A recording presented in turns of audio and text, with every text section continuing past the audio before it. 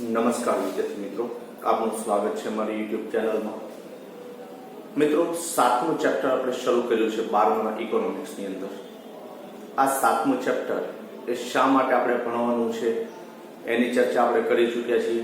કારણ કે દિન પ્રતિદિન જે વસ્તીમાં વધારો થાય છે એ વસ્તીમાં થતો વધારો એ આપણી આજુબાજુમાં થતી તમામ પ્રવૃત્તિઓ છે એને શું અસર કરે છે, શા માટે દિન પ્રતિદિન અલગ અલગ મહાબીમારીઓ આવતી જાય છે, શા માટે માળજોડના પ્રશ્નો વધતા જાય છે, શા માટે કુટુંબની અંદર એકતાના પ્રશ્નો વધતા જાય છે. આ બધી બાબતો છે એ આપણને ખબર છે કે જેમ જેમ વસ્તી વધે છે એ વસ્તી વધવાની સાથે સાથે આપણે જે કાર્ય કરીએ છીએ એ તમામે તમામ કાર્યો આ વધતી વસ્તીને ધ્યાનમાં લઈને અલગ અલગ રીતે આપણે મૂલવીએ છીએ. બરાબર છે? તો જે વસ્તી આપણે વધી રહી છે, તો ખાસ કરીને અત્યારે ભારતને યુવાઓનો દેશ તરીકે ઓળખવામાં આવે છે. શા માટે? તો કે સૌથી વધારે યુવાન વસ્તી અત્યારે ભારતની અંદર રહેલી છે અને એવું કહેવાય છે કે યુવાન વસ્તી જે દેશ પાસે સૌથી વધારે હોય એ દેશ ધારે એવા પરિવર્તન લાવી શકે. પણ મિત્રો, ભારત એક એવો દેશ છે કે જે દેશ ક્યારેય આગળ વધવામાં માંગતો જ નથી. શા માટે એવું કહું છું? તો કે ભારત દેશની અંદર યુવાઓની વસ્તી વધારે હોવા છતાં આપણે જોઈએ છીએ કે આ યુવાઓની વસ્તી યોગ્ય દિશામાં જવાને બદલે એ હંમેશા વિરુદ્ધ દિશામાં ફંટાઈ જાય છે.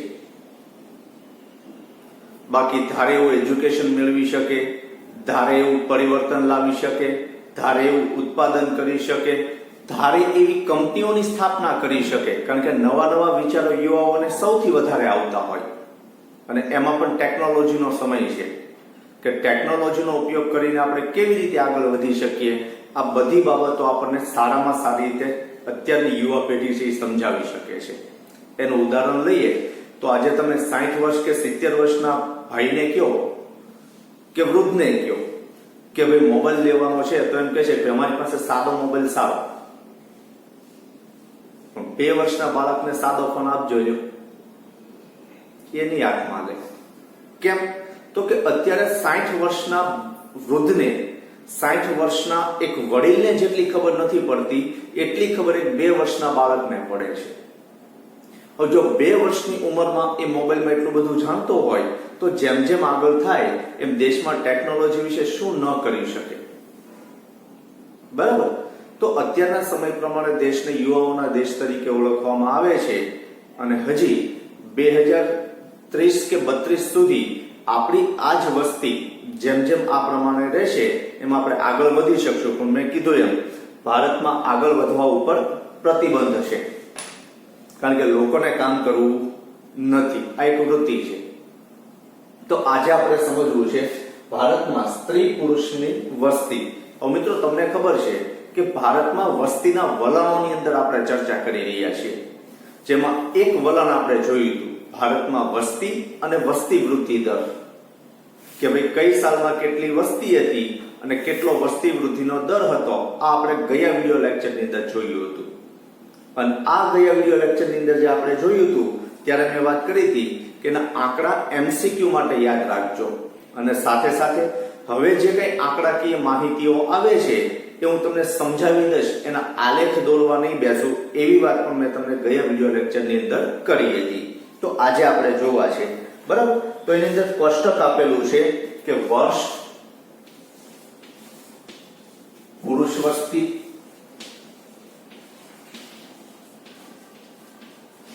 સ્ત્રી વસ્તી અને છેલ્લે કીધું છે કુલ વસ્તી. તો જેની અંદર વર્ષ 1951માં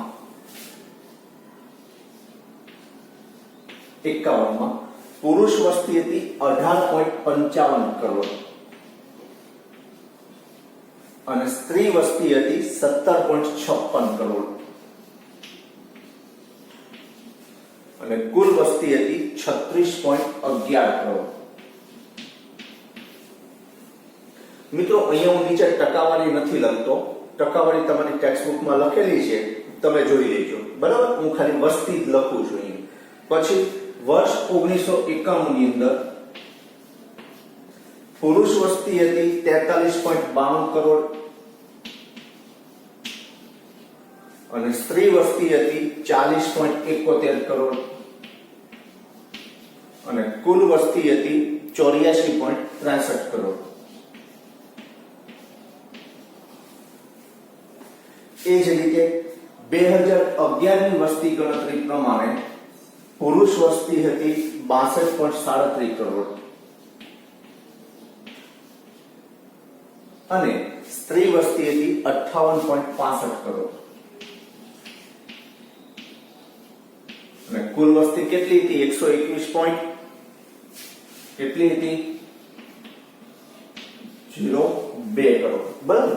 તો આવું કોષ્ટક તમને તમારી ટેક્સ્ટબુક ની અંદર આપેલું છે, જેને આધારે આપણે સમજવાનું છે. આમ તો આના જ આંકડાને આપણે નીચે જોવાના છે, પણ થોડા ઘણા તારણો કાઢવાના છે આની ઉપરથી. શરૂઆતના તબક્કે તમે જુઓ તો પુરુષ વસ્તી અને સ્ત્રી વસ્તીમાં બહુ ખાસો ફેર હતો નહીં. 1 કરોડનો ફેર હતો, કારણ કે 18.55 અને 17.56, એટલે 1 કરોડનો ફેર હતો. બરાબર. પણ જેમ જેમ આપણે આગળ વધતા જઈએ છીએ, દેશની અંદર શિક્ષણનું પ્રમાણ વધતું જાય છે, સમજ શક્તિ વધતી જાય છે, એમ સ્ત્રીના પ્રમાણમાં ફેર પડે છે. સ્ત્રીઓની સંખ્યામાં સતત ઘટાડો થતો જાય છે. જો ટકાવારીની દ્રષ્ટિએ જોઈએ તો એટલો બધો ફેરફાર નથી થતો, બરાબર. પણ વસ્તીની દ્રષ્ટિએ જોઈએ તો સૌથી વધારે ફેરફાર થાય છે. શેને આધારે? તો કે 1951 માં 1 કરોડનો ફેર હતો, તે 1991 ની અંદર એપ્રોક્સ 3 કરોડનો ફેર પડી ગયો. જો 3 કરોડ કરતા વધારે છે, કારણ કે 43.92 અને 40.71, બરાબર. તો આ રીતે 3 કરોડ કરતા વધારે વસ્તીનો ફેર પડી ગયો. એ જ રીતે આગળ વધો તો 62.37 અને 58.65, એટલે 4 કરોડની આસપાસ વસ્તીની અંદર સ્ત્રીની સંખ્યામાં ફેર પડી ગયો.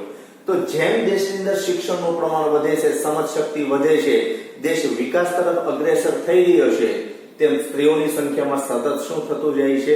ઘટાડો થતો જાય છે.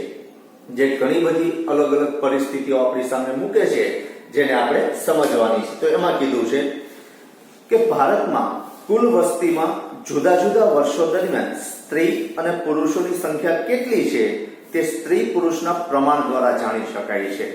અને ફરી એકવાર વિદ્યાર્થી મિત્રો, આ કોષ્ટક તમને 3 માર્કમાં પૂછાય છે. આ કોષ્ટકને આધારે તમારે સમજૂતી આપવાની હોય છે. આ કોષ્ટકને આધારે તમારે આલેખ દોરવાનો હોય છે, બરાબર. ટેક્સ્ટબુકમાં આલેખ નથી આપ્યો, પણ પુરુષ વસ્તી અને સ્ત્રી વસ્તી આ બંનેને ધ્યાનમાં લઈને પાસેની સ્તંભ આકૃતિ અને વિભાજિત સ્તંભ આકૃતિ બંને દોરવાનો પ્રયત્ન કરજો. તો એની સમજૂતી આપેલી છે. વિશ્લેષણ અને તારણોની અંદર સૌથી પહેલું કીધું છે કે 1951 થી 2011 ના સમયગાળા દરમિયાન પુરુષની કુલ વસ્તી અને સ્ત્રીની કુલ વસ્તીમાં સતત વધારો થયો છે. 18 થી 43, 43 થી 62, 17 થી 40, 40 થી 58. એટલે વસ્તીની દ્રષ્ટિએ જોઈએ તો બંનેની સેપરેટ વસ્તી, પુરુષોની વસ્તીમાં પણ વધારો થાય છે અને સ્ત્રીઓની વસ્તીમાં પણ શું થાય છે? વધારો થાય છે.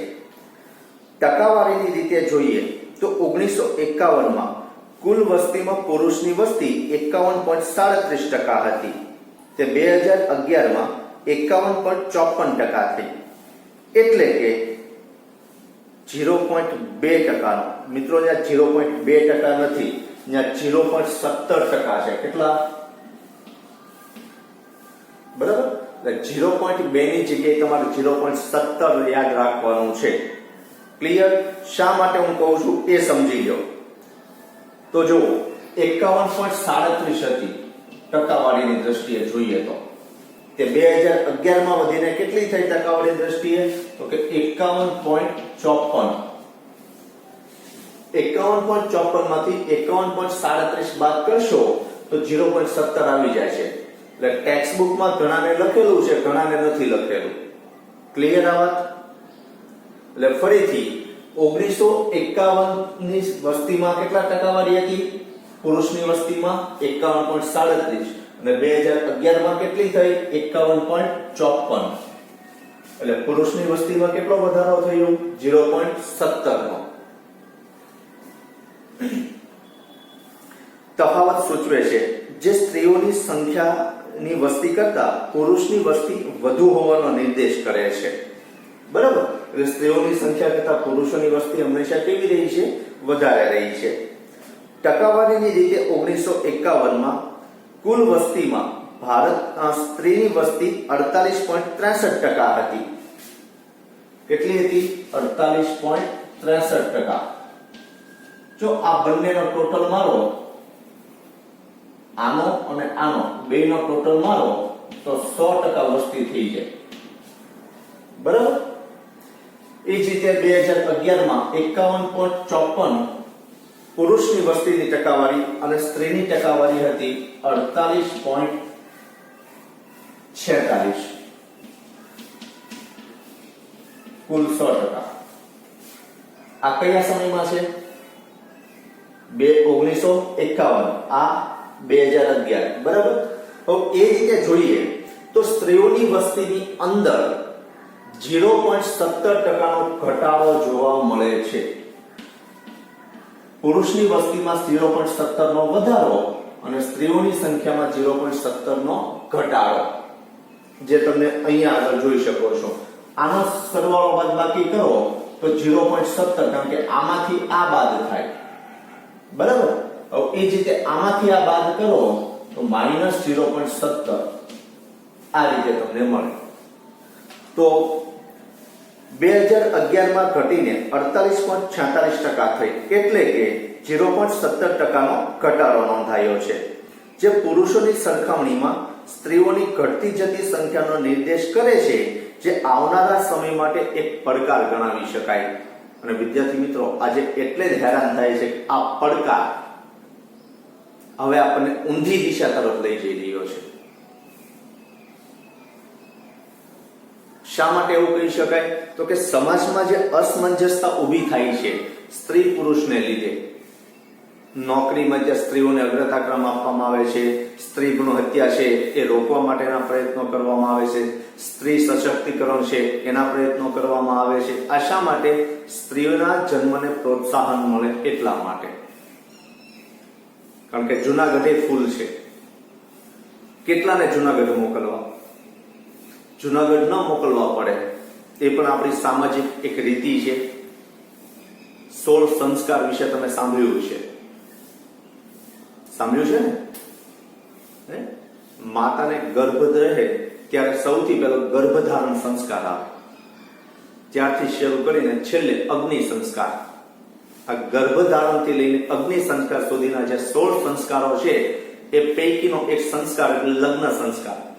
આમાં પણ ઘણી બધી વિષમતા ઊભી થાય છે, કારણ કે સ્ત્રીઓની સંખ્યામાં શું જોવા મળે છે? ઘટાડો જોવા મળે છે. તો મિત્રો, આ હતો આપણો મુદ્દો, ભારતમાં સ્ત્રી પુરુષની વસ્તી. બરાબર? જે તમે આના આધારે જોઈ શકો છો. તો આને યાદ રાખજો. હવે પછી સમજવું છે જે તમને 5 માર્કનો પ્રશ્ન છે.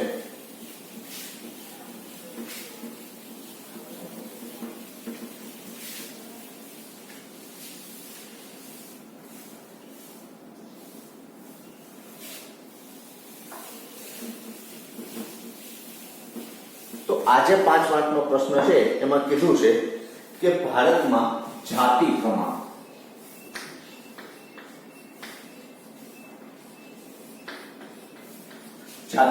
કૌંસમાં આપેલું છે દર 1000 પુરુષોએ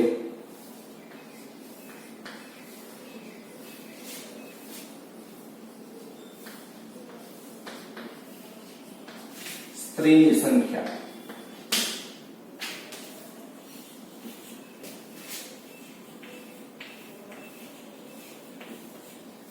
આ વિદ્યાર્થી મિત્રો જે કૌંસ આપેલો છે એ યાદ રાખજો, તમને 5 માર્કમાં પૂછાય છે કે ભાઈ ભારતમાં જાતિ પ્રમાણ વિશે ટૂંક નોંધ લખો. દર 1000 પુરુષોએ ભારતમાં સ્ત્રીઓની સંખ્યા કેટલી છે એના વિશે નોંધ લખો. આવો પ્રશ્ન તમને 5 માર્કમાં પૂછાય છે. બરાબર? તો આમાં શું કરવાનું છે? તમારે પ્રસ્તાવના લખવાની છે. પ્રસ્તાવના લખ્યા પછી જાતિ પ્રમાણ વિશે જેમણે આપણે ભણીને એવા થોડું ઘણું કે સ્ત્રી પુરુષની સંખ્યા, બરાબર, એની અમુક બાબતો લખવાની છે કે ભારતમાં 1951 માં એટલા સ્ત્રીઓની સંખ્યા એટલે પુરુષોની સંખ્યા હતી, એ જ રીતે 2011 માં એટલી પુરુષોની સંખ્યા એટલી સ્ત્રીની સંખ્યા હતી. એને લખ્યા પછી તમારે કોષ્ટક દોરવાનું છે. શું દોરવાનું છે? કોષ્ટક દોરવાનું છે. જે હું અહીંયા દોરું છું, જેની અંદર તમને કીધું છે કે વર્ષ દર 1000 પુરુષોએ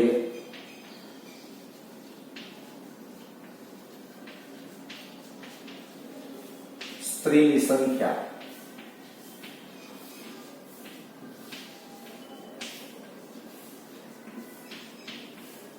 ભારત અને એ જ રીતે દર 1000 પુરુષોએ સ્ત્રીની સંખ્યા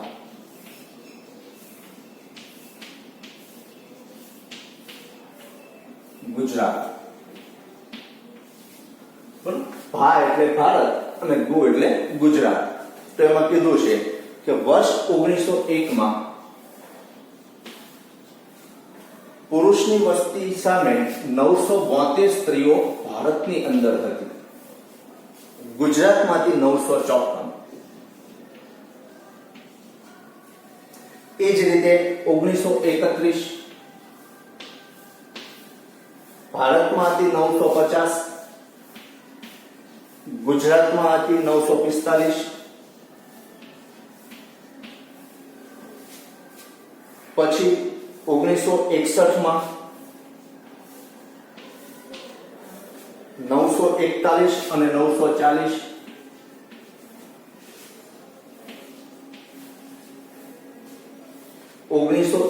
માં 927, 936,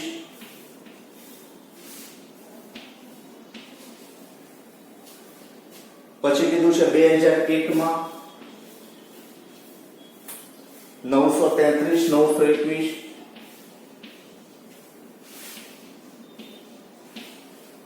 અને છેલ્લે 2011 માં 940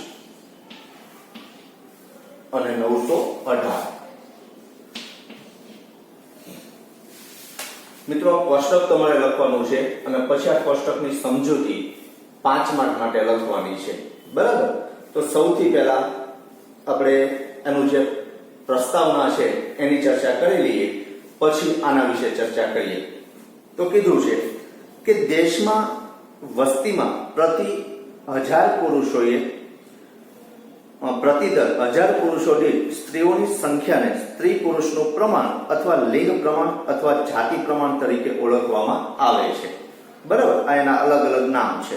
સ્ત્રી પુરુષનું પ્રમાણ, લિંગ પ્રમાણ અથવા જાતિ પ્રમાણ. વસ્તીના અભ્યાસમાં જાતિનું પ્રમાણ ખૂબ જ અગત્યનું સ્થાન ધરાવે છે. વાતે સાચી છે, કારણ કે કયા પ્રકારની પ્રજાતિ તમારી પાસે રહેલી છે, જાતિ રહેલી છે, સ્ત્રી સંખ્યા વધારે છે કે પુરુષની સંખ્યા વધારે છે, એના આધારે ઉત્પાદન કેવું કરવું, કોને કઈ વસ્તુની જરૂર પડશે, એમની સાથે કેવું બિહેવિયર કરવું, એમને કેવી જોબ આપવી, આ બધી જ બાબતો આ લિંગ પરિવર્તન ઉપર આધારિત છે, પ્રમાણ ઉપર આધારિત છે.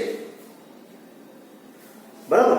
કારણ કે તમે જે જાતિ પ્રમાણ દર્શાવો છો એ જાતિ પ્રમાણને આધારે નિર્ણય લઈ શકાય. દર 1000 પુરુષોએ ઘટતી જતી સ્ત્રીઓની સંખ્યા દેશમાં કેટલીક વિષમતાઓ સર્જે છે. સ્ત્રી પુરુષ પ્રમાણ વચ્ચે વધારે વિષમતા હોય તો સૌથી પહેલું લગ્નને અસર થાય, અને લગ્નને અસર થાય એટલે સ્વાભાવિક છે કે કુટુંબને અસર થાય. લગ્ન થાય તો કુટુંબ જીવન આગળ વધે, લગ્ન ન થાય તો કુટુંબનો વંશ વેલો ત્યાં રહી જાય. થાય કે એવું ન થાય? તો મિત્રો, સ્ત્રી પુરુષનું પ્રમાણ, જાતિ પ્રમાણ, લિંગ પ્રમાણ જેટલું વધારે, જો આ પ્રમાણમાં જે ફેરફાર છે એની વાત કરું છું, એ ફેરફાર જેટલો વધારે એટલું સૌથી પહેલા લગ્નમાં તકલીફ પડે, એમાં વિષમતા સર્જાય. આવું ક્યાં કારણોસર હોય? તો અહીંયા છેલ્લે આપણે જોઈએ 2011 માં તો કે ગુજરાતમાં દર 1000 પુરુષોએ 918 મહિલાઓ જ હતી. એટલે 1000 પુરુષોમાંથી કેટલા પુરુષો લગ્ન કરી શકશે? 918, જો બધી જ સ્ત્રીઓ લગ્ન કરે તો.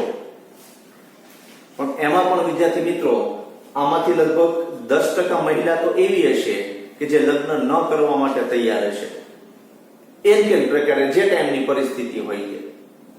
બરાબર? હું એમ કહું કે એવરેજ 800 લોકો છે એ જ લગ્ન કરી શકશે, તો 200 વિદ્યાર્થી મિત્રો 200 લોકો લગ્ન વગર રહેશે. એટલે 200 લોકોનું કુટુંબ જીવન શું થઈ ગયું? નામશેષ થઈ ગયું. એટલે લગ્નમાં તકલીફ પડે, કુટુંબ જીવનમાં, પ્રજનનમાં, ખાસ કરીને બાળકને જન્મ આપવાની જે પદ્ધતિ છે એમાં અસર થાય, અર્થવ્યવસ્થામાં જરૂર પ્રમાણે વસ્તુનું ઉત્પાદન ન થાય, થાય તો ઓછું થાય, જે તે લોકોની જરૂરિયાત છે એના પ્રમાણમાં ઉત્પાદન ન થાય, જે પ્રકારે કર્મચારીઓ જોવે છે, મજૂરો જોવે છે, એ પ્રકારના કર્મચારીઓ કે મજૂરો ન મળી રહે. બરાબર?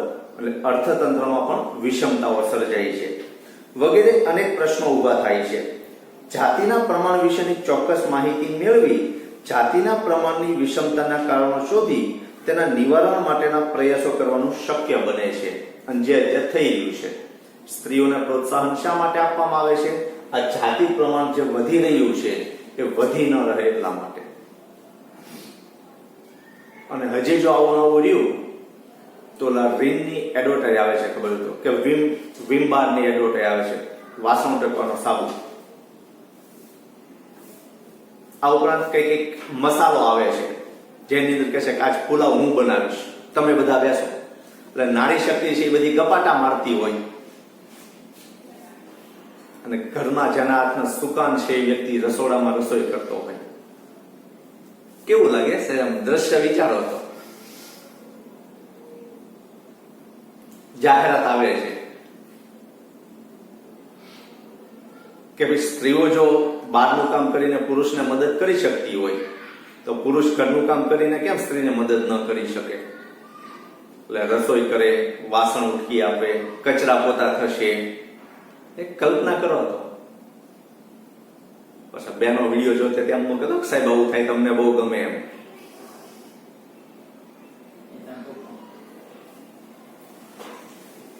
થાય ને આવું?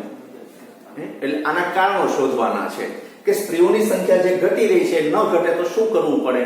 તો કે સ્ત્રીઓને પ્રોત્સાહન આપો, કન્યા કેળવણીને પ્રોત્સાહન આપો, નારી સશક્તિકરણનું સંગઠન બનાવો, દરેક બાળકીને મફત શિક્ષણ આપો. અને એટલે જ સરકારી શાળામાં તમને ખબર છે કે સ્ત્રીઓના શિક્ષણની કોઈ ફી નથી લેવાતી. તમે લોકો 10મા ધોરણ ભણીને આવ્યા, 10મા ધોરણની બહેનોની ફી શાળાઓ લેતી નથી. બોર્ડની ફીની વાત કરું છું. આ અમુક નોમિનલ ફી છે એ લોકો લેતા હોય છે વહીવટી કારણોસર, બાકી બોર્ડે નક્કી કરેલી ફી શાળામાં તમારે જમા કરાવવાની હોતી નથી. જો બહેનોની વાત કરું છું, ભાઈઓ પાસે એમ ન કહેતા સાહેબ અમારે હું, તમારે તો ભરવાની જ હોય. આ તમે બધા અત્યાચાર કર્યો ને સ્ત્રી ઉપર, એટલે જ આવું થાય છે. એટલે બને એટલો સ્ત્રીની ઉપર અત્યાચાર ઘટે, દહેજ પ્રથા ઓછી થાય, ઘરમાં કંકાસ ઓછો થાય. 181 અભયમ શા માટે જરૂર પડી?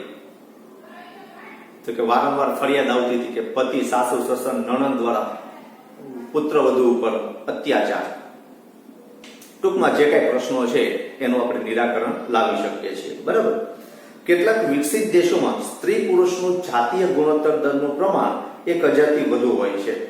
ભારતમાં અંડરલાઈન કરજો કે એકમાત્ર કેરળમાં બાદ કરતા અન્ય વિસ્તારોમાં 1000 પુરુષોએ સ્ત્રીઓની સંખ્યા ઓછી હતી, પરંતુ કેરળ એક જ એવું રાજ્ય છે કે જે 2011માં 1000 પુરુષોની સામે 1084 સ્ત્રીઓની સંખ્યા હતી. એટલે કેરળની અંદર સ્ત્રીઓની સંખ્યા વધારે છે. એની પાછળનું કારણ પણ એક એ છે કે કેરળ છે એ સુવિકસિત રાજ્ય છે, સૌથી વધારે એજ્યુકેટેડ.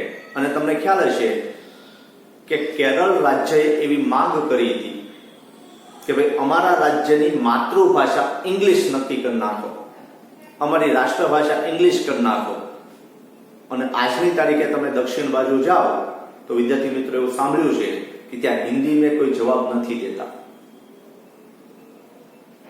ઇંગ્લિશમાં પ્રશ્ન પૂછો તો જવાબ મળે, બીજી ભાષા એ લોકોને આવડતી નથી. બરાબર? એટલે એ લોકોમાં એજ્યુકેશનનું પ્રમાણ વધારે છે, પરિણામે એનામાં સમજ શક્તિ આવી કે સ્ત્રીઓની હત્યા કરાય નહીં. અને અહીંયા સ્ત્રીઓ પર થતા અત્યાચારનું પ્રમાણ પણ ઓછું છે, એટલે ત્યાં સ્ત્રીઓની સંખ્યા વધારે છે. તમે જોશો કે મોટી મોટી હોસ્પિટલોની અંદર નર્સ તરીકે કામ કરતી પરિચારિકા બહેનો મોટાભાગે કેરળ બાજુની હોય છે, કારણ કે ત્યાં સ્ત્રીઓની સંખ્યા વધારે છે, એમને એજ્યુકેશન પણ સારું આપવામાં આવે છે. સ્ત્રી પુરુષના પ્રમાણની વિષમતા માટે કેટલાક સામાજિક, આર્થિક અને સાંસ્કૃતિક કારણો જવાબદાર હોવાનું જણાય છે. જેમાં સામાજિક કારણોની અંદર વાત કરીએ તો મિત્રો દીકરીઓને પોષણયુક્ત આહાર આપવામાં નથી આવતો. ભૂતકાળની વાત છે, અત્યારે તો એ આપણું લઈને ખાઈ જાય એમ છે, પણ જે તે સમયે દીકરીઓને ઘરમાં ટાઢું પડેલું હોય એ ખાવાનું, અથવા તો જે કંઈ વધારાની વસ્તુ હોય એ ખાવાની, આવી બધી બાબતો હતી. અને આજની તારીખે તમે જુઓ તો આપણી માતા બપોરનું સાંજે ખાશે, સાંજનું સવારે ખાશે, કારણ કે એ ફેંકશે નહીં. અને આપણે છીએ કે અનાજનો બગાડ કરીએ છીએ, બહાર નાસ્તો કરીને આવે ને ઘરે કહી દઈએ કે આજે હું નહીં ખાવ. એટલે મિત્રો તમે જે નથી ખાવાના એ તમારે ગરમ મળે એટલા માટે તમારી માતા એ ટાઢું ભોજન લે છે. અને ટાઢું ભોજન લે એટલે એમાંથી પૂરતું પોષણ ન મળે. આ પેટને શાંતિ મળે, પણ એ અનાજમાંથી જે પોષણ મળવું જોઈએ, જે પ્રોટીન, વિટામિન, જે ફાઈબર મળવું જોઈએ એ નથી મળતું. બરાબર? એટલે આવા સામાજિક કારણો આપણને ખબર છે કે દહેજ પ્રથા હતી, દીકરીને દૂધ પીતી કરવાનો રિવાજ હતો, દીકરીનું સમાજમાં સ્થાન નહોતું. આવા ઘણા બધા કારણો છે કે ઘરમાં નિર્ણય લેતી વખતે પણ સ્ત્રીઓને પૂછવામાં નહોતું આવતું. આવા બધા સામાજિક કારણો. આર્થિક કારણો, સ્ત્રી ઘરનો ઉમરો ન ઓળંગી શકે, સ્ત્રીઓ ઘરમાં જ રહે, આવા ઘણા બધા કારણો હતા કે જેને લીધે આપણે એમ કહી શકીએ કે સ્ત્રીઓનું સ્થાન હંમેશા નીચું રહ્યું છે. બરાબર? તો આના આધારે આપણે એમ કહીએ તો કે સ્ત્રી પુરુષના પ્રમાણની વિષમતા માટે આર્થિક, સામાજિક અને સાંસ્કૃતિક કારણો. સાંસ્કૃતિક કારણો શા માટે? સંસ્કૃતિ છે ને, તમે હેલારો ફિલ્મ જોયું હશે. કચ્છની સંસ્કૃતિ છે કે જેમાં સ્ત્રીઓ ગરબા ન રમી શકે, ઘરના કામ જ કરવાના, બીજું કઈ નહીં. તો આપણી સંસ્કૃતિ કહેવાય. પણ સંસ્કૃતિમાં ધીમે ધીમે પરિવર્તન આવ્યું. ઘરની સ્ત્રીએ લાજ કાઢવાની એ આપણી સંસ્કૃતિ હતી. વડીલોને સન્માન આપવાનું એ આપણી સંસ્કૃતિ હતી. ઘરમાં સસરા હોય તો સસરાની સામે બોલવાનું નહીં, સસરા જે રૂમમાં હોય ત્યાં સ્ત્રીએ જવાનું નહીં. આ આપણી સંસ્કૃતિ હતી. બરાબર ને? તો આવા સામાજિક, આર્થિક અને સામાજિક કારણોસર આપણે સ્ત્રીઓને જન્મ આપવાનું પ્રમાણ ઘટતું હતું. ભારતમાં પ્રાચીન સમયમાં સ્ત્રીઓનું સ્થાન નીચું રહ્યું છે.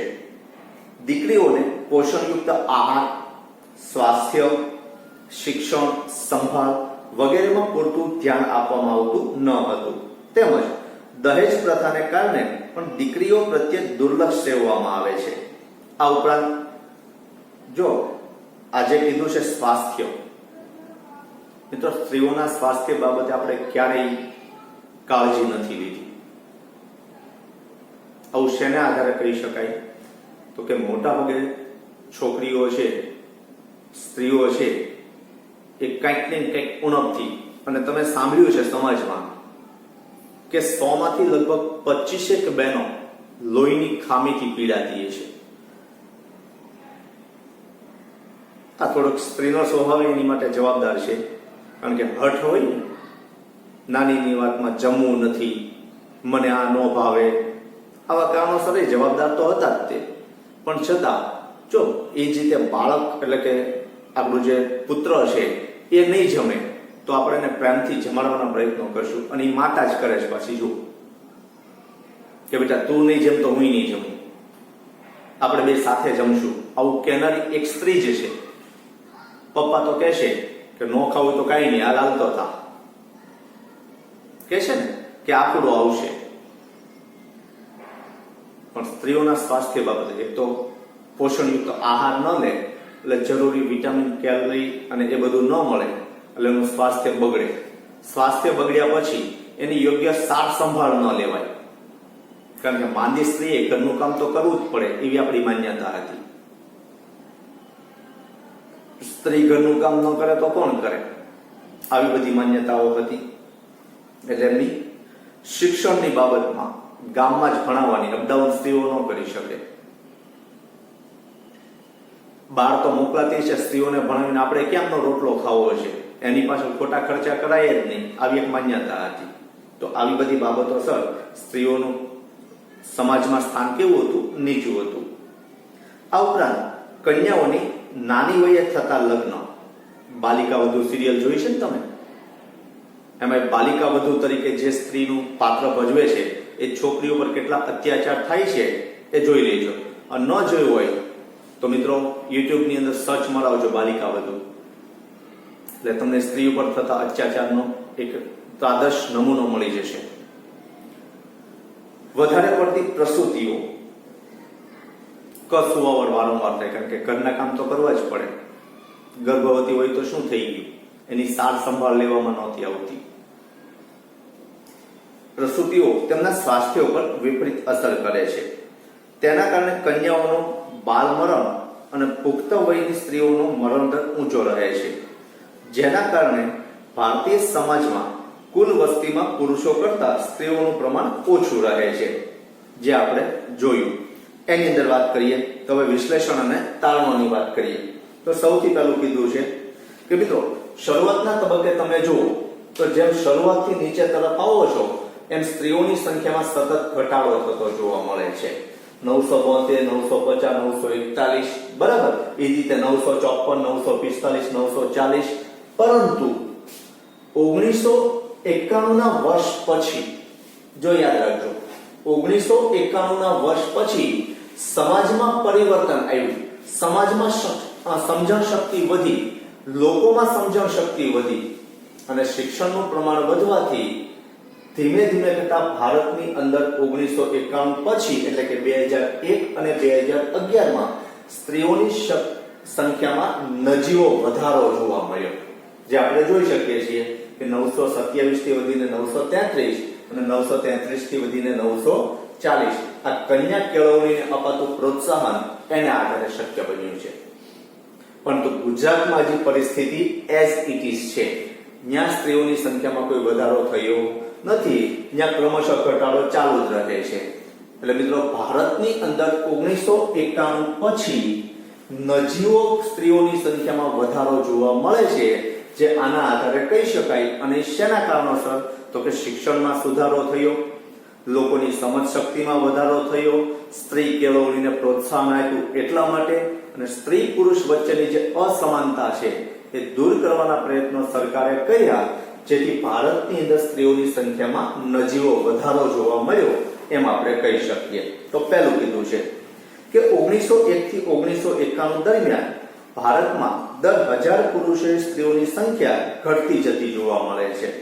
પરંતુ 2001 અને 2011 ના વર્ષ દરમિયાન દર 1000 પુરુષોએ સ્ત્રીઓની સંખ્યામાં નજીવો સુધારો જોવા મળ્યો છે, જે દેશમાં ચાલી રહેલા બેટી બચાવો અભિયાન તેમજ દીકરી જન્મને મળતા પ્રોત્સાહનોને આભારી છે.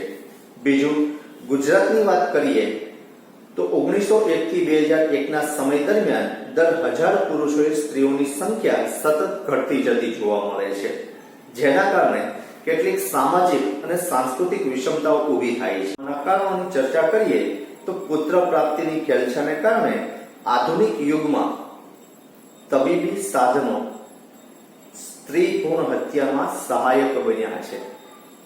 ખબર છે તમને, લેબોરેટરી દરમિયાન, સોનોગ્રાફી દરમિયાન આપણે કહેવામાં આવે છે કે ગર્ભમાં રહેલું બાળક સ્ત્રી છે કે પુરુષ છે, અને આપણે પુરુષ માટે અનેક સપનાઓ સેવીએ છીએ અને અંતે પુરુષ આપણને વૃદ્ધાશ્રમમાં મોકલી દે છે. હમણાં જો એક લેખ વાંચતો હતો કે માતા વાટ જોતી રહી, છેલ્લે આંખ પણ મીચી નાખી, પણ દીકરો વૃદ્ધાશ્રમમાંથી લેવા નહોતો આવ્યો. એટલું કહીને પુત્ર મૂકી ગયો હતો કે માં, હું તમને 10 દિવસની અંદર લઈ જઈશ, તમે 10 દિવસ અહીંયા જો, હું સેટલ થઈ જાઉં એટલે તમને લઈ જઈશ. પણ એ 10 દિવસને બદલે મારી આંખ વિચાઈ ગઈ, પણ દીકરો ન આવ્યો. એટલે પુત્ર પ્રાપ્તિની ઘેલછામાં આપણે ગર્ભમાં રહેલી દીકરીને હત્યા કરી નાખીએ છીએ, એટલે સ્ત્રી ભ્રૂણ હત્યા વધે છે. આ પરિસ્થિતિને અટકાવવા સરકારે કાયદાકીય પ્રતિબંધ જરૂર બનાવ્યા છે, પરંતુ આ કાયદાઓનો અમલ મોટા ભાગે કાગળ પર જ રહી જાય છે. અને આપણે કાગળ ઉપરના જ ભાગ છીએ. આયોજન એટલું બધું સર્વશ્રેષ્ઠ હોય છે, પણ અમલમાં ઝીરો હોય. કારણ કે મિત્રો, આયોજન કરનાર, જો કંપનીમાં તમે બીએમાં સમજીને એવા કે આયોજન કર્યા પછી એ પ્રમાણે કામ થાય છે કે કેમ, એનું નિરીક્ષણ સતત કરતું રહેવું પડે. અને નિરીક્ષણ કરતા ન આવડતું હોય તો મિત્રો કામ કેવું થવાનું? કારણ કે બધી જગ્યાએ રિશ્વત આવે છે અત્યારે. ભલે બધી જ હોસ્પિટલોની અંદર લખેલું છે કે અહીં ગર્ભમાં રહેલું બાળકનું પરીક્ષણ કરવામાં આવતું નથી, પણ ગુલાબી નોટ દેખાડો એટલે ડોક્ટરો પકડાય છે. સોનોગ્રાફી કરાવવા જાવ તો સોનોગ્રાફી કરનાર વ્યક્તિ પણ તમને કહી દે છે, કેમ તો કે પૈસા વધારાના મળે છે એટલા માટે.